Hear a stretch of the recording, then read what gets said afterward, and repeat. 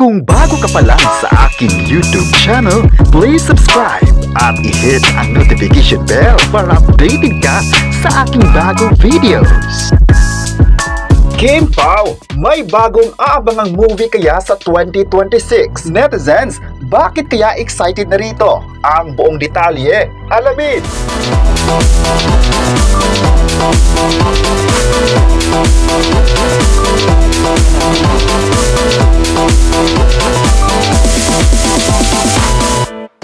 Ngayong hapon, mainit pa rin pinag-usapan ng sikat na tambalan Kim Pao sa social media. Dahil nga sa sunod-sunod na recognition, patuloy pa rin silang nagbibigay ng inspiring series sa mga audience. Litas nga ngayon na hindi lang sa series pumilib ang mga fans, kundi pati sa movie ay inaabangan silang dalawa. Ayon pa sa chika, nakaambang na nga ang susunod na movie ng Kim Pao sa taong 2026. Ang movie na ito ay posibleng maipalabas sa buwan ng August kung matutuloy na ang negosasyon. Marami agad ang excited sa naturang project na ito if ever na aarangkada na sa 2026. Marami nga ang nagsabing sana tatanggapin ng Kim Pao ang movie na ito dahil sa isang taon, especially ngayong 2025 ay nakuha sila ng isang palabas sa sinehan ang My Love Will Make You Disappear. At sa 2026 naman ay talagang aabangan ng mga fans ang Kim Pao dahil magpapakilig na naman sila sa mga viewers. Ayon pa sa chika, ang gagawing movie ng dalawa isang love story at may halong pagka-family-oriented drama. Ito ay movie na talagang magugustuhan ng mga audience dahil patok sa masa. Kung matutuloy na nga ito, ay paniguradong marami sa mga tagahanga ng Kim Pao ang sasaya at mag-aabang sa sinihan. Makikita talaga natin kung gaano naging mas ipinaglaban ang dalawang kapamilya stars. Ayon pa ng isang netizen, maganda kung magkakaroon na nga ng bagong movie ang Kim Pao dahil na-miss na itong umarte sa sinihan.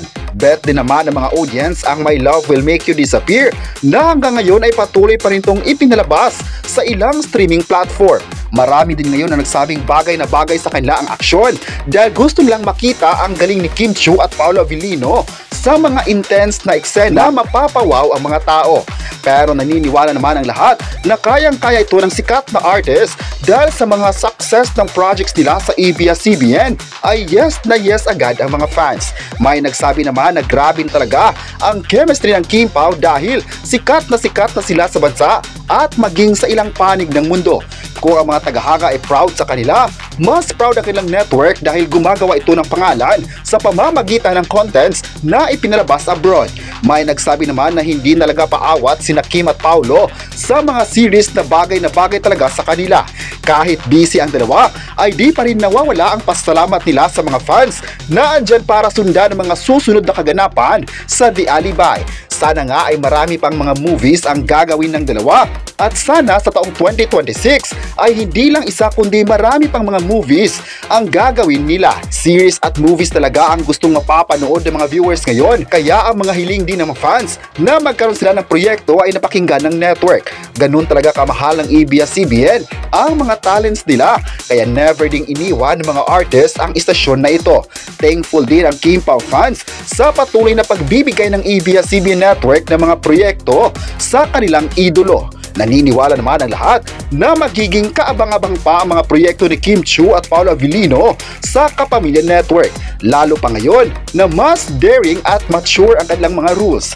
Kaya marami talaga ang mag-aabang sa Kim Pao dahil sulit na sulit ang suporta ng mga tao sa kanilang dalawa.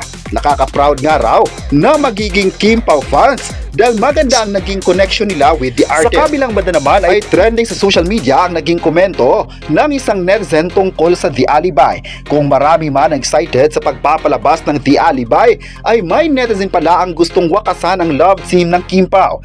Ayon pa sa naging komento niya, hindi bagay ang Kim Pao sa proyekto ng The Alibay. Ang bagay raw sa naturang series ay sina Janine at Jericho Rosales. Sana raw magugustuhan ng mga viewers ang kanilang bagong palabas. Pero hindi naman nagpapakabog ang mga Kim Pao fans para sagutin ang naging pagkomento na ito. Ayon pa ng fan, wala tayong karapatan kung sino man ang kukunin sa mga proyekto. Sa sitwasyon naman ng Kim Pao ay magaling naman sila kaya isa sila sa first choice ng mga direktor. Kaya sila ang napili ay dahil sumakto sa kanila ang mga karakter na sina Stella Marie at Vincent. Bahala na raw ang mga bashers kung marami silang sa The Alibi na grabe naman ang pagtanggap ng mga ito. Nagpapakita naman talaga ng suporta ang lahat dahil deserve nila ang The Alibi project. May mga bashers man sina Kim Chiu at Paolo Avellino ay hindi ito naging rason para hindi susuportahan ng mga viewers. May nagsabi naman na ang The Alibi ay naging paborito na ng mga tao, lalong-lalo na sa November 7 ang pagsisimula ng teleserye sa Prime Video at ABS-CBN. Tila ipinagtanggol ng mga fans ang Kim Pao sa isang netizen na nagkomento sa series. Ayon pa ng isang fan, kahit anumang sasabihin ng mga tao sa Kim Pao at sa bago nilang series, hindi mawawala ang love at support sa sikat na actors na ito. May nagsabi naman na hindi talaga magpapakabog ang mga tagahanga ng Kim Pao na bigyan ng anumang issue ang kapamilya stars. May netizen naman na nagsabing hanggang dulo talaga nila itong bigyan ng magagandang atensyon ng Kim Pao para marami pa silang mapapanood ng mga series at projects sa bakuran ng ABS-CBN. May nagsabi naman na sa taong 2026 ay magdiningning ang Kim Pao dahil aasahan na ang mga bigating series at movies na nakalinya na sa love team na ito. May nagsabi naman na ang Kim Pao ay isang love team na mula noon at hanggang ngayon never nagkaroon ng issue sa buhay. Never naman kasi silang nagpapatinag sa mga bashers kung may hanash ang mga ito. Patuloy ang taga sila sa pagiging palaban na isang rason kung bakit mas lalong lumakas ang fandom nila. May nagsabi naman na talk about na talaga ang Kim Pao ngayon sa social media kaya dapat ipagpapatuloy lang ang suporta nito. May nagsabi naman na iba naman talaga sina Kim Chiu at Paolo Avellino dahil kilalang kilala ng mga producers.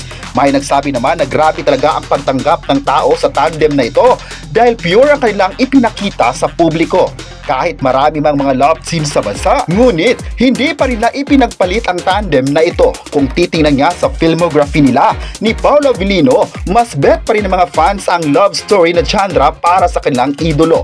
Hindi talaga may tatanggi na iba ang dating ng Kim Pao sa TV na kung saan kahit sino ay kilalang kilala ang kanilang mga proyekto. Kaya love na love talaga ng mga fans ang pagsisimula ng The Alibi na malapit na tagang mapapanood sa Prime Video.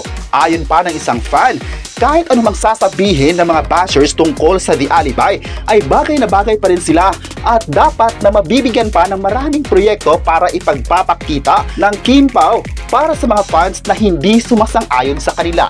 Bagay na bagay talaga sa kanila ang The Alibi dahil nakita ito ng mga fans kung gaano mas nag-level up ang kanyang performance bilang artist. Masabi raw na versatile actors ang dalawa kaya dapat na magiging proud ang lahat para sa kanilang ginawa. Kayo, ano ang masabi nyo? Nausap-usapan na ngayon ang bagong movie ng Kim Pao. I-comment na kung gusto mo rin ba silang magka-movie at huwag kalimutang i-subscribe ang ating YouTube channel.